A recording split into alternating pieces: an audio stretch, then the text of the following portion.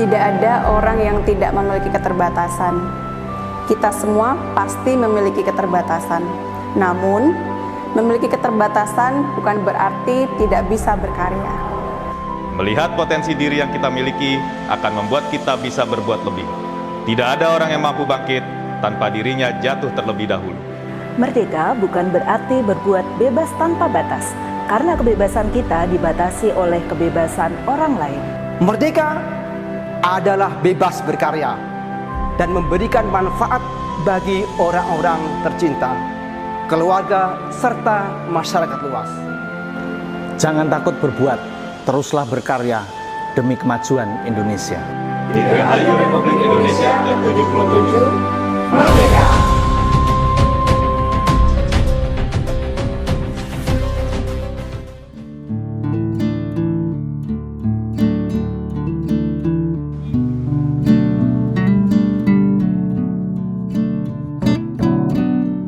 Muhammad Arif dan Ani Mahmudah adalah pasangan suami istri yang keduanya seorang difabel. Mereka tidak bisa berjalan sehingga harus menggunakan kursi roda untuk menjalankan aktivitas sehari-hari. Namun, semangat keduanya patut dijadikan contoh. Meski memiliki keterbatasan, mereka tak menggantungkan hidup dari orang lain. Bahkan, keduanya menjalankan bisnis dan mempekerjakan sejumlah karyawan. Baik Arif maupun Ani, kedua kakinya tak mampu digunakan untuk berdiri. Arif mengalami gangguan saraf kaki pada usia 16 tahun. Kakinya tidak bisa digerakkan setelah jatuh dari sepeda yang ia kendarai. Sedangkan istrinya, Ani, mengalami kelumpuhan sejak usia 1,5 tahun. Pada usia itu, Ani terjatuh yang membuat kedua kakinya tidak bisa menopang tubuhnya untuk berdiri. Dulu kan aku terlahir normal. Pas umur 16 tahun, biasalah anak remaja kan sepeda-sepedaan ya. Jadi pas aku bonceng, ya posisi naik, terjatuh, terduduk. Nah, habis itu selang beberapa bulan, nggak langsung sakit, selang beberapa bulan itu habis tidur langsung nggak bisa jalan, nggak bisa gerak gitu. Kalau yang istri, kejadiannya tuh hampir sama kayak Mas Arif. Cuman kalau aku kan waktu kecil, kalau Mas Arif udah remaja, tapi kejadiannya hampir sama kayak gitu. Yang dialami hampir sama, nggak bisa gerak juga Mas. Itu sampai berbulan-bulan. Terus berangsur-angsur baik, bisa duduk, ya bisa merangkak kayak gitu. Aku cuma gini, ini adalah takdir yang harus aku jalani. Ini takdir hidupku. Mau tidak mau, aku harus mengalami gitu loh. Jadi aku harus kuat. Arif tak patah semangat saat mengetahui dirinya tidak lagi bisa berjalan. Dirinya berusaha sekuat tenaga untuk bisa beraktivitas menggunakan kursi roda. Arif tidak ingin menjadi beban keluarga, dan pada tahun 2011 silam, dirinya memutuskan untuk menjadi loper koran. Dia mengendarai kursi roda sejauh 10 km dari rumah menuju tempat dirinya mangkal menjajakan koran. Aktivitas itu dia jalani setiap hari, dari pagi hingga siang. Dulunya kan aku kan di rumah ya Mas, nggak bisa ngapa-ngapain ya kan. Tapi keinginanku kan kuat ya, keinginanku kuat untuk mandiri. Intinya kepengen kemana-mana sendiri, mencari kerja yang bisa aku lakukan sendiri. Alhamdulillah ada yang ngasih kursi roda, terus aku muter-muter ya di Kudus gitulah. Nah, jadi aku ketemu di loper koran, maksudnya itu berawal dari pas aku lihat toko koran. Toko koran, aku punya inisiatif jualan koran. Karena pikirku kalau jualan koran, aku bisa sendiri. Jadi koran aku taruh samping kanan, samping kiri, dengan mengayuh kursi roda itu alhamdulillah bisa aku lakukan sendiri gitu. Pertemuan Arif dan Ani terbilang unik.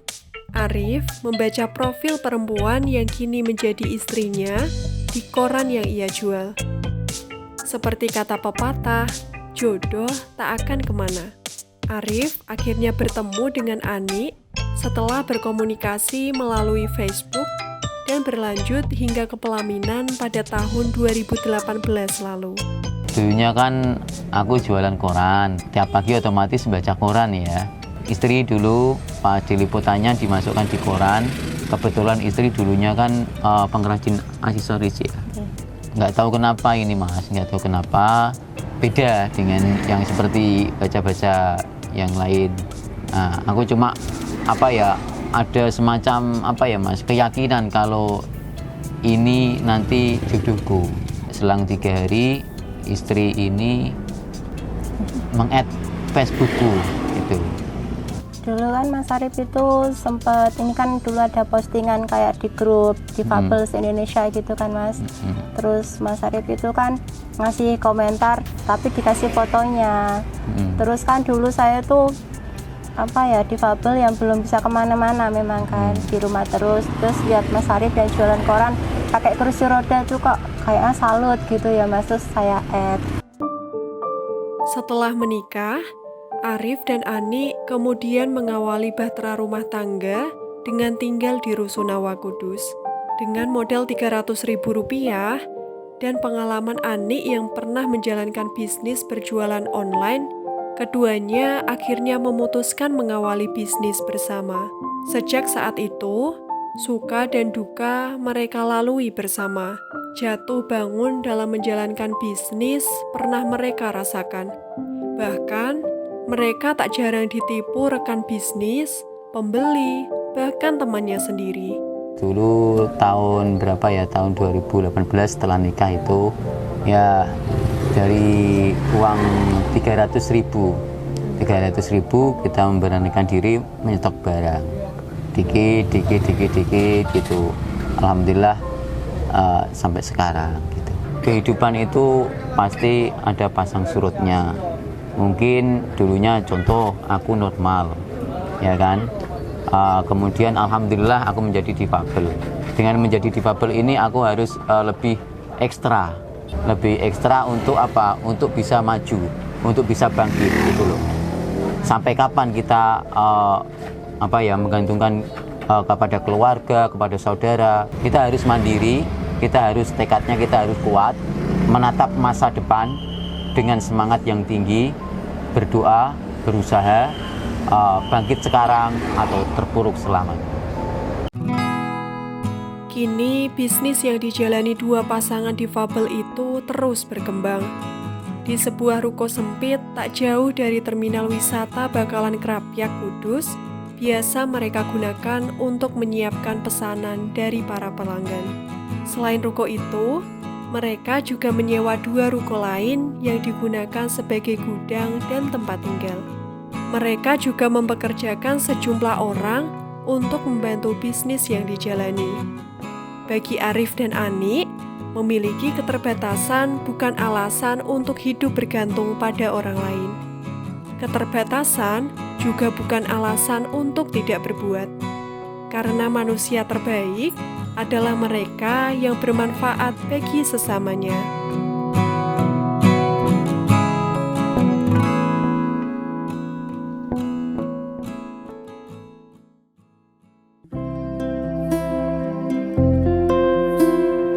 Kisah difabel satu ini juga tak kalah inspiratif dengan kisah pasangan Arif dan Ani. Namanya Agus Salim, yang kini menjabat sebagai Ketua Perkumpulan Penyandang Difabilitas Indonesia atau PPDI Kabupaten Kudus. Sudah 2 tahun ini dirinya menjabat sebagai ketua, menaungi 75 anggota para penyandang difabilitas di Kota Kretek. Melalui organisasi yang dipimpinnya ini, mereka yang memiliki keterbatasan kini bisa lebih percaya diri dan tidak minder berbaur dengan masyarakat yang lain. Semangatnya untuk membantu disabilitas lain agar memiliki semangat untuk mandiri tak terlepas dari kisah dirinya yang sebelumnya merasa minder di tengah-tengah masyarakat. Sama seperti para penyandang disabilitas lain, warga desa Kedungdowo RT 5 RW 3, Kecamatan Kaliwungu, Kabupaten Kudus itu juga mengalami masa-masa sulit karena dibuli. Saat menempuh sekolah dasar, Agus tak jarang mendapat ejekan dari teman-temannya. Sakit hati yang ia rasakan hanya bisa dipendam karena tak bisa berbuat apa-apa. Bahkan, dirinya tidak mau melanjutkan sekolah ke jenjang berikutnya karena minder dan takut dibully teman-temannya. Sejak umur, kata orang tua, 9 bulan itu 9 bulan sakit panas, suntik Pak. Bareng suntik, adem-ademen niku, langsung kaki lemes. Ya sakit pelampah Pak, tapi minder Pak nak kali tiang.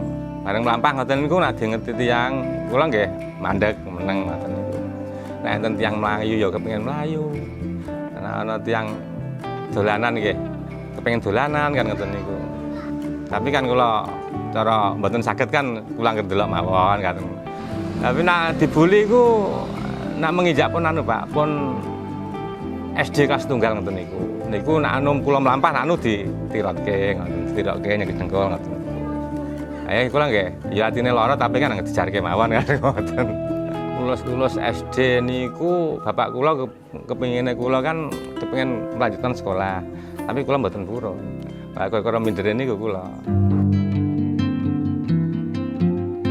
Saat remaja, pria yang kini berusia 42 tahun itu sempat belajar mengukir ke Jepara.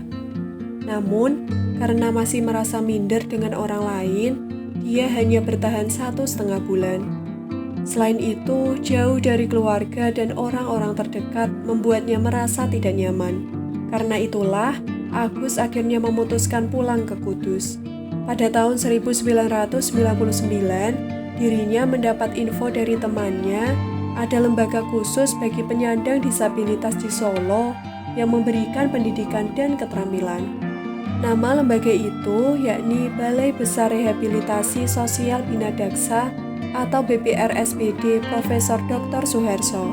Dirinya memberanikan diri untuk mendaftar dan akhirnya diterima. Selama 6 bulan, Agus berbaur dengan para difabel lain dari seluruh Indonesia yang sedang belajar di sana. Berinteraksi dengan banyak difabel lain membuatnya tersadar bahwa dirinya lebih beruntung dari rekan-rekannya yang lain. Untuk informasi dari Solo, itu dari teman Solo langsung saya ke dinas sosial.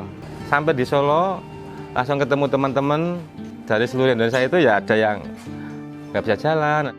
Jadi aku di sana itu ya, paling apik ijah apik aku. Mental difabel kalau di Solo itu Pak, pulang-pulang pasti mentalnya berubah semua. Setelah pulang dari Solo, mental Agus berubah dan kepercayaan dirinya meningkat. Agus tidak lagi kecil hati berbaur di tengah-tengah masyarakat. Bahkan, dirinya memutuskan kembali ke Jepara untuk belajar dan mendalami keterampilan mengukir yang dulu sempat dia tinggalkan. Setelah mahir, dia kemudian bekerja sebagai pengukir di Jepara.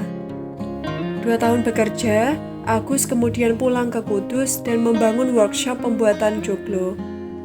Dia memberanikan diri untuk meminjam modal dari bank untuk memulai usahanya. Dari modal yang ia dapat, Agus bisa membuat beberapa joglo. Namun, produk joglo yang ia buat sulit terjual. Akhirnya, dia terpaksa membanting harga produk yang ia buat demi bisa menutup hutang di bank. Selama 2 tahun, kurang 6 bulan, udah habis semua. Frustasi nggak kepengen bikin kembali. Langsung saya ambil ke bos-bos lagi untuk menambah pengalaman. Dirasa tidak mendapat hasil, Agus kemudian memutuskan untuk membuat produk ukiran. Ayah 2 anak itu kemudian menghubungi mantan bosnya di Jepara untuk meminta garapan. Meski nilainya kecil, langkah Agus itu membuahkan hasil. Sedikit demi sedikit uang hasil mengukir ia kumpulkan. Dan kini dia bisa menerima pesanan dari pelanggannya sendiri. Selain membuat produk ukiran, Agus juga membuat lagi produk gebyok saat ada orang yang memesan. Kalau di kelompok saya, aku difabel harus bisa bekerja. Harus bisa bekerja agar bisa menghidupi diri sendiri dan tidak tergantung pada orang lain. Kisah difabel yang tak kalah menyentuh dari Desa Rejosari, Kecamatan Dawe, Kabupaten Kudus. Dia adalah Siti Komariah, seorang perempuan single parent yang menggunakan kaki palsu dan harus menghidupi 4 anaknya seorang diri. Apapun ia lakukan demi untuk bisa menghidupi buah hatinya dan menyekolahkan mereka berempat. Kokom, begitu perempuan 31 tahun itu akrab disapa, kini memiliki sejumlah usaha untuk menghidupi anak-anaknya. Usaha tersebut antara lain salon, kopi kemasan, dan sabun cuci piring. Melalui usahanya itu, dirinya mampu mencukupi kebutuhan anak-anaknya, yakni Vino berusia 12 tahun, Bilkis 8 tahun, Aurora 5 tahun, dan Bran 3,5 tahun.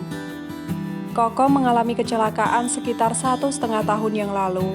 Saat itu dirinya pulang dari pabrik rokok di Kudus, tempat dirinya bekerja. Akibat kecelakaan tersebut, kaki Kokom terpaksa diamputasi. Waktu itu ya ada tragedi lah yang sampai sekarang masih saya ingat ketika saya tertabrak mobil ya Mas. Ya pada saat saya pulang kerja Mas, kebetulan di sana ada lembur, saya pulang 6:30 malam. Ya udah berlangsung begitu aja Mas, itu cepet banget waktu itu, nggak bisa menghindar udah. Pada waktu saya kecelakaan itu alhamdulillah ya Mas, karena mungkin anak saya udah terbiasa dengan kondisi yang udah terbiasa dengan keadaan susah, udah terbiasa dengan keadaan tanpa bapak. Kecelakaan itu membuat Kokom tak lagi bisa bekerja untuk menghidupi anak-anaknya. 1 tahun lebih Kokom terbaring di tempat tidur pasca kecelakaan tersebut. Namun, berkat dukungan dari keluarga dan teman-temannya, dia tetap semangat untuk terus menjalani hidup meski dengan 1 kaki. Dukungan moral dan material yang diberikan keluarga dan teman-temannya menguatkan Kokom untuk bisa segera sembuh.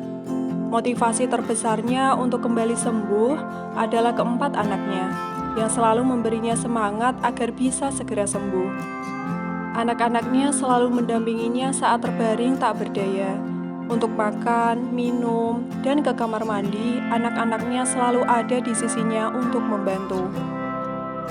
Mungkin bisa dikatakan itu hal terberat lah bagi seseorang yang mengalami kecelakaan seperti saya waktu itu. Cuman alhamdulillah di situ saya masih mendapatkan kesempatan kedua untuk hidup. Istilah ya memang ibu sama anak-anak itu yang nguatin aku masih hingga saat ini. Koko menjadi single parent setelah berpisah dari suaminya. Anak pertama dari 4 bersaudara itu kemudian berjualan online demi menghidupi anak-anaknya setelah tak lagi memiliki pendamping hidup. Setelah 6 bulan berjualan online, dirinya kemudian diterima bekerja di pabrik rokok. 1 tahun bekerja sebagai buruh harian, dirinya kemudian diangkat menjadi mandor. 3 tahun Koko bekerja di pabrik rokok tersebut, lalu kecelakaan naas itu terjadi. Dan setelah sembuh dari kecelakaan, dia kembali lagi berjualan online. Saya biasanya jualan online Mas. Jualan online apapun produk, misalkan ada orang-orang tanya kayak pakaian, kosmetik atau apa, semua di situ saya sanggupin gitu Mas. Biasanya lewat Facebook, Instagram ataupun TikTok gitu. Live biasanya saya live itu tengah malam ya Mas. Jadi di situ saya tuh berpikir gini, misalkan saya tuh meneliti istilahnya gitu loh Mas, meneliti di mana jam-jam seperti itu ada banyak orang itu yang biasa menonton live kan gitu Mas. Ya alhamdulillah bisa bangkit terus membuat usaha dari hobi-hobi kecil itu Mas. Setelah mendapat cukup modal dari berjualan online itu, Kokom kemudian mendirikan salon yang kini memiliki 1 karyawan. Di salon yang diberi nama Salon Diva itu, dia melayani berbagai jenis layanan make up, kecantikan, dan perawatan wajah. Di salon itu juga digunakan untuk tempat tinggal bersama dengan keempat anaknya. Selain memiliki usaha salon, Kokom juga merambah usaha lain, diantaranya produksi kopi yang diberi merek Aura Coffee dan produksi sabun cuci piring yang diberi merek Majling. Bagi Kokom, menjadi difabel yang memiliki keterbatasan bukan halangan untuk tetap berbuat demi orang-orang yang dicintainya. Dia mengajak difabel lain untuk terus optimis menjalani hidup. Apapun keadaan yang dialami saat ini, yakinlah bahwa Tuhan menyayangi dan akan memberikan yang terbaik.